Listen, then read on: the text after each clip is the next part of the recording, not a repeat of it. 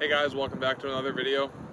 I've been trying to film a video for like the last 2 weeks, but I've had pretty bad camera troubles. And today I'm doing it outside, so hopefully this turns out because I got the highway right there and some other background noise, but I feel like it makes for a nice background and all that.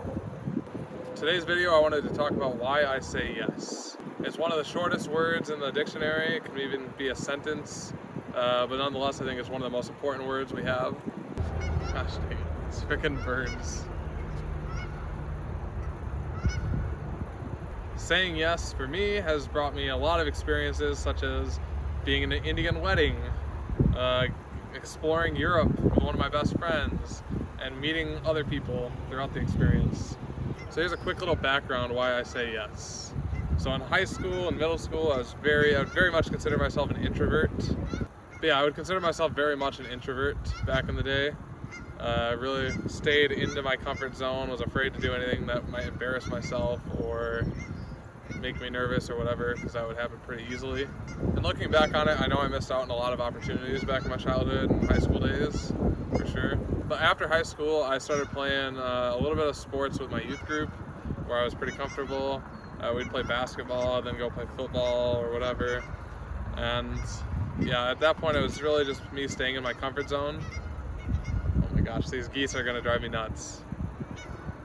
And so we would play basketball, then move on to whatever. And we would always meet these guys there at the park, and they were always playing basketball.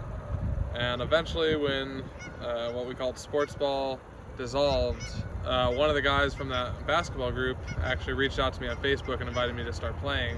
And that was back in the day when I was very shy and nervous and afraid to embarrass myself. So I remember being a little nervous to accept the invitation and go play.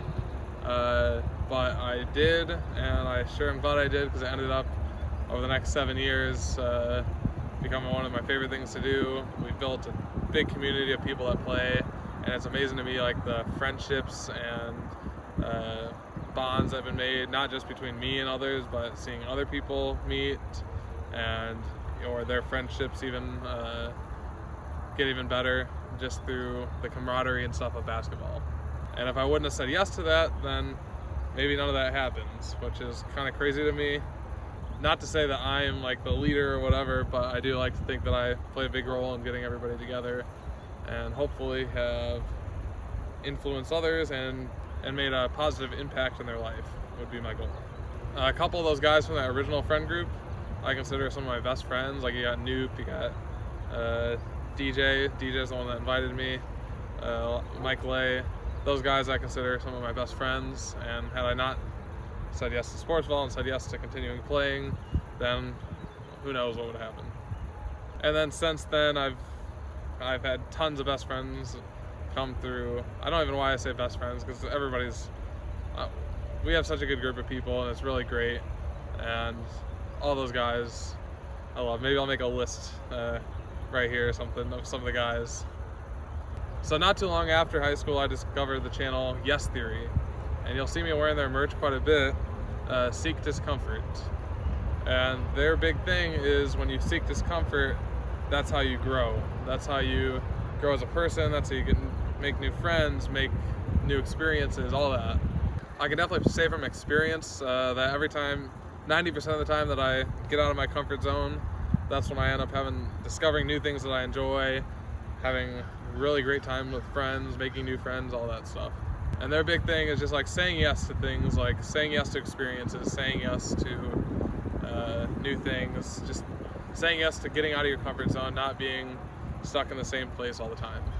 And you may be thinking that might sound like something out of the movie Yes Man, and it's not saying that you have to say yes to everything. Obviously there's things that you can't do or whatever, but it's more just the way I interpret it more, or the way I live my life is like not looking for reasons to say no. Like, because no is almost always followed by an excuse, some justified, some not. You might make excuses on why you don't want to do something. Maybe you don't think it's cool, maybe you're nervous about it, whatever it may be. But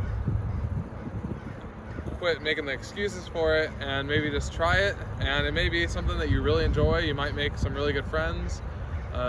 It could be a great experience, and that's my big thing.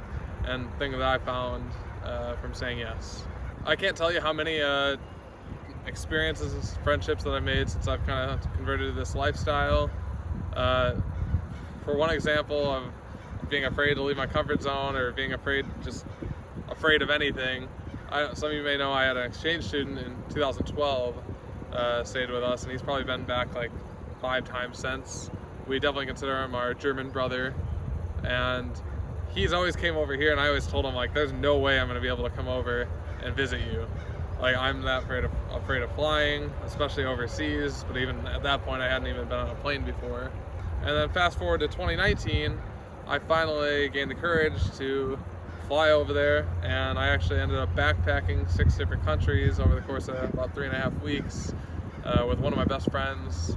And it was definitely a nerve-wracking experience for me. Like, prior, like, I wanted to back out up until the day of it because I was so nervous, but I can't tell you how happy I am that I did do it, and how many great experiences and friendships that I made while I was over there. Friends that I made in Paris that I've since met up with in the States. We did like a little vacation weekend together. Guys that were complete strangers to me all over the world at one point now are really good friends of mine.